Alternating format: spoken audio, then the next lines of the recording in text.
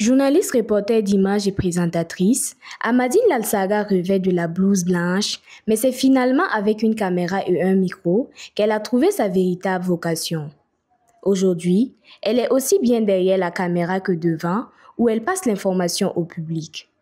Amadine Lalsaga commence sa carrière professionnelle en 2009 en tant que journaliste reporter d'images et présentatrice à la télévision Canal 3, où elle a fait 4 ans.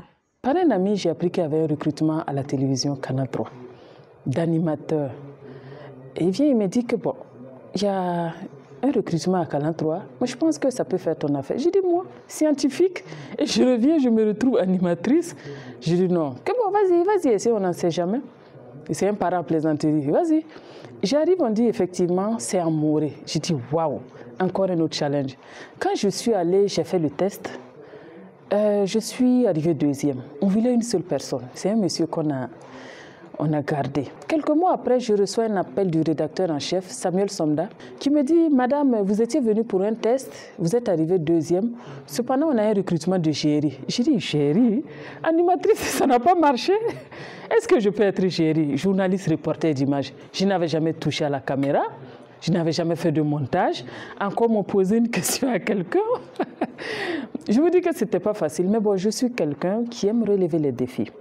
Et on m'a retenu. J'étais repartie, après avoir postulé, je suis repartie dans mes laboratoires, je reçois un appel, on me dit « Madame, vous êtes retenue, vous commencez demain matin. » Et j'ai retiré en même temps ma blouse.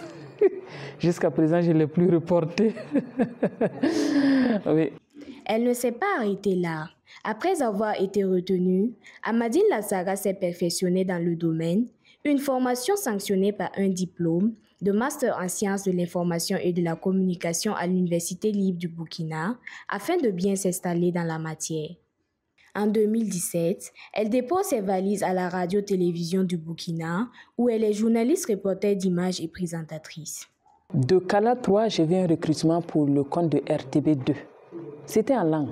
J'avais déjà la licence et je faisais le master. Je suis venue postuler. Dieu merci, j'ai été retenue. Et c'est comme ça que je suis arrivée à la RTB. Et aujourd'hui, j'ai fait le reportage et aussi la présentation du journal de 23 heures. Avec un regard sensible sur les réalités difficiles du Burkina Faso, elle a la volonté de rendre visible l'invisible, de donner une voix aux sans-voix et de promouvoir les solutions pour atténuer la souffrance humaine. Que dès le bas âge, la maman avait une association de veuves et orphelins, près de 1000 veuves et orphelins. Et en famille, on nous avait éduqués à aider le prochain. Donc quand je vois quelqu'un dans une difficulté, j'ai un pincement au cœur et j'ai envie d'aider la personne.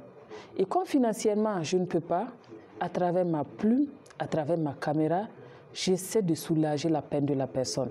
Et Dieu merci, après les différents reportages, il y a souvent des bonnes volontés qui accompagnent ces genres de personnes, ces sujets. Donc moi, c'est comme si c'était moi qui les avais aidés et je suis contente vraiment. Au-delà de son rôle de journaliste, Amadine Lalsaga joue le rôle de femme au foyer et de mère également, mais cela ne l'a pas empêchée de continuer son métier de journalisme avec passion. Être femme au foyer et être journaliste, c'est vraiment un challenge, mais j'ai eu la chance d'avoir quelqu'un qui me comprend, qui m'accompagne et qui croit en moi. En mai 2025, ça fera 5 ans que je présente le journal de 23 heures. Ça veut dire que je suis amenée à rentrer à des heures indues. Si tu n'as pas un conjoint qui te comprend, ça peut être difficile. Et au-delà de ça, il y a les missions. Il y a des missions à l'étranger. Et c'est compliqué à chaque fois que tu bouges, soit à l'intérieur du pays ou à l'étranger. Si tu n'as vraiment pas quelqu'un qui te comprend, ça peut être difficile. Mais si tu as la chance d'avoir quelqu'un qui te comprend, c'est facile. Lauréate de 2 prix au Galéen 2023, prix de la Grande Muraille Verte 2023, le prix de la meilleure journaliste télé du Centre national de presse Norbert Zongo, prix du Comité international de la Croix-Rouge 2023, c'est avec ces prix que la journaliste a su bâcler sa carrière. Pour son œuvre dans l'enfer de la maltraitance infantile,